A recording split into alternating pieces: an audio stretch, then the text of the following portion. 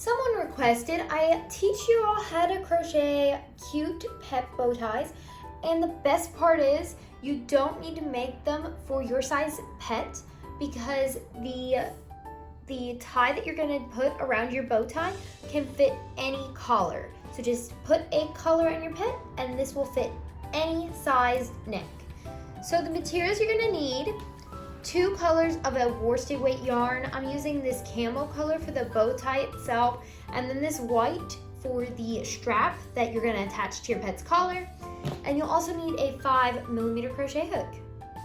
Like I said though, the best part about this pattern is you don't need to make it for your size pet. You can just make the size that I'm showing you. So you're gonna begin with your color for your bow tie. Make a slip knot and chain 30.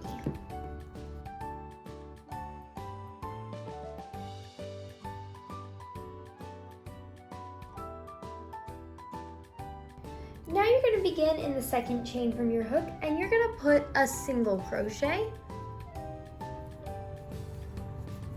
And then you're going to put 1 single crochet in every chain down your row, leaving you with a total of 29 single crochets by the end of this row.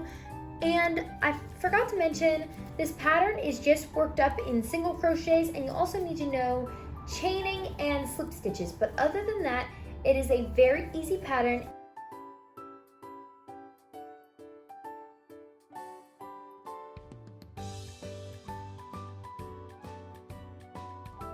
Now I finished my first row, and we're just gonna make a turning chain of 1 and turn our work.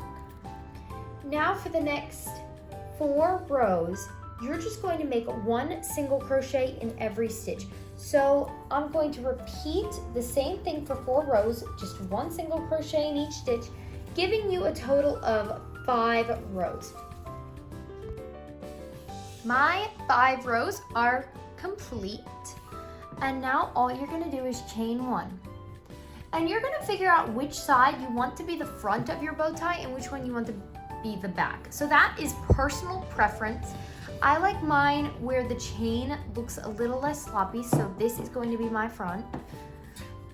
And this is gonna be my back. So I'm gonna connect the right sides together to form a loop. Then you're gonna take it and you're going to slip stitch through both parts of your bow tie.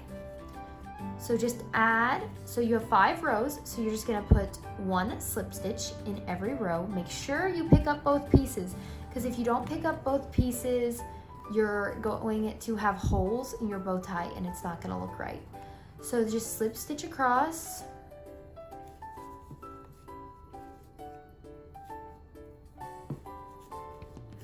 And now you can cut your yarn and fasten off. But leave a really nice long tail because we're gonna use it to wrap around our bow to make it look like there's a middle part and it pulls in the section. So I left about this much. I don't know exactly how long this is. It's probably about a foot, maybe. And then you're going to fasten off.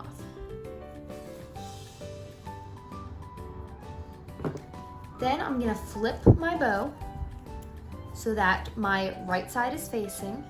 You're gonna take your tail, the one that you made the slip knot with at the beginning of your bow tie, and your tail from when you just fastened off, and wrap it around that section where you did the slip stitches. I'm just gonna keep wrapping it until I have a little bit left.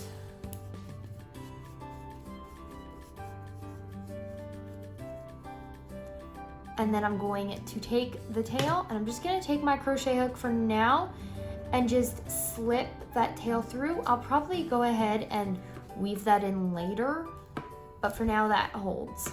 And that looks really cute. Now all we have to do is add the strap, and you don't have to measure your pet's neck because the strap is the exact same size. If you wanted to make it bigger or smaller, you could, but when I did the straps, I considered that you could tie it on either side so that you could put it on a large pet and then take it off and go and put it on your small pet. So you're gonna have to grab your white yarn, but we are using the same hook.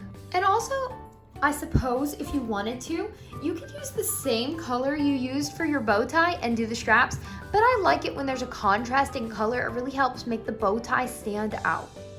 So you're just going to form a slip knot with your white. You're gonna turn your bow tie to the back. So choose which side you want to be facing outward, so everyone's gonna see that side, and the side that's gonna be against your pet's neck.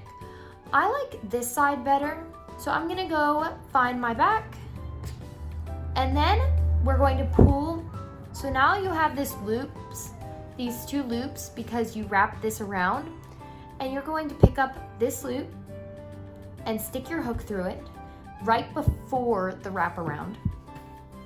Put your white yarn on your hook and pull it through, and then you're gonna chain 30. So it doesn't matter how you pull your white yarn through. You can do it however you want. You could do it like the slip knot like I just did, or take the slip knot out and just pull it through and begin chaining. So I'm gonna chain 30. All right, now that I have my chain to 30, you're gonna start in the second chain from the hook and make a single crochet, and make 1 single crochet in every chain down your row, so you'll have 29 chains by the end of this. I just finished with all my single crochets.